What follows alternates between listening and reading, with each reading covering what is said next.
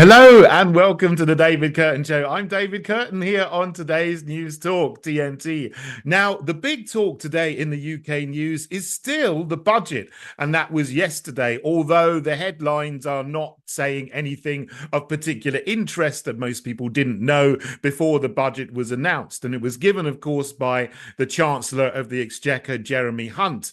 A number of outlets have actually misspoken his name. I'm not sure why. I'm not going to do that here. But there was one thing that he has been roundly mocked for, and that is for one of the very first announcements in his speech that he was going to allocate £1 million to construct a Muslim war memorial. Now, why on earth we need such a memorial, I do not know. But the explanation given was this was going to quell extremism because the country is divided and this would heal the divisions in the country. This from the same government which during the lockdown period encouraged people to snitch on their neighbors if they had visitors to their homes. So who is causing the division? I don't think it's ordinary men and women in the country. Nevertheless, he has allocated that much money to do this and to build this war memorial. Now, £1 million to you and I is a lot of money, and to ordinary people it's a lot of money. The government could actually use that money to pay for another 20 nurses or teachers or police officers, but they're going to use it to construct a little piece of bronze, put it on a concrete plinth in the National Arboretum, which is in Staffordshire. Now, I have no idea how this is going to quell extremism, because real extremists, real people who do criminal activities, such as set off a bomb in Manchester Arena and kill multiple people, or take a gun to London Bridge and shoot up a lot of people, innocent people, to death, are not going to be deterred from doing so by a piece of bronze in Staffordshire.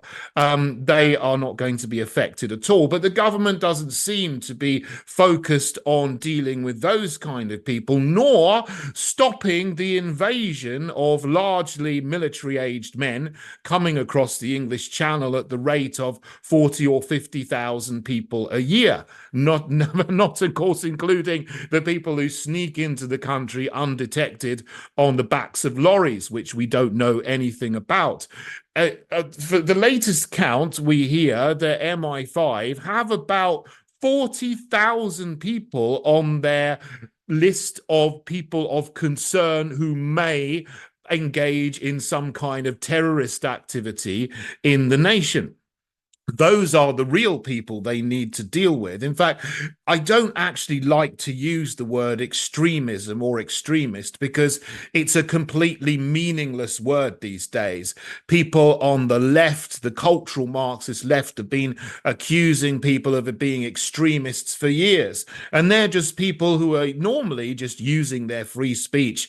And some people don't like what other people say, so they get labeled as extremists, along with all of the other smears that come out from these kind of people. But disturbingly these days, some people on the right, or what is sometimes considered to be the right — I wouldn't consider the fake Conservative Party to be on the right, but they're given that accolade, and they are now talking about extremism in the country as well. A meaningless phrase, again, which is used to smear people that they don't like.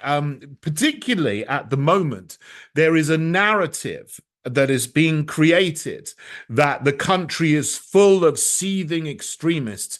And this really has been going on since the October the 7th attacks in Israel, Palestine. Now, that is something that shouldn't spill over into our country, the United Kingdom, because Israel, Palestine is 3,000 miles away. It's not something that should affect us. But nevertheless, people on both sides of the political aisle, which is a bit of a fake puppet style political aisle, are talking up this narrative of extremism. But that £1 million for a Muslim war memorial pales in comparison to something else the fake Conservative Party have put their name to and approved, and was even in the earlier King's speech a few months ago. And that is a war memorial, a Holocaust memorial in the green space next to the Houses of Parliament, which is called Victoria Tower Gardens. Now, that is a beautiful green space. It's one of the only green oases in Westminster Village at all. But certain groups want to take up a large part of that park for a Holocaust memorial. The cost is now estimated to be £139 million, a huge amount more than even the Muslim War Memorial that was announced in yesterday's budget that Jeremy Hunt is being mocked for.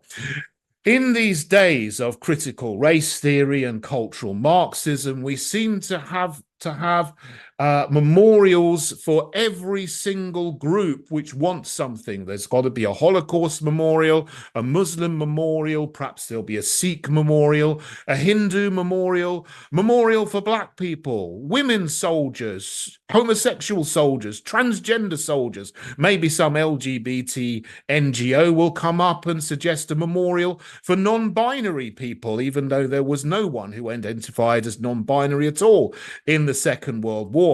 This is where we are going. Can we not just have a memorial to British soldiers and be truly inclusive and include everyone who sacrificed their lives for our freedom 80 years ago?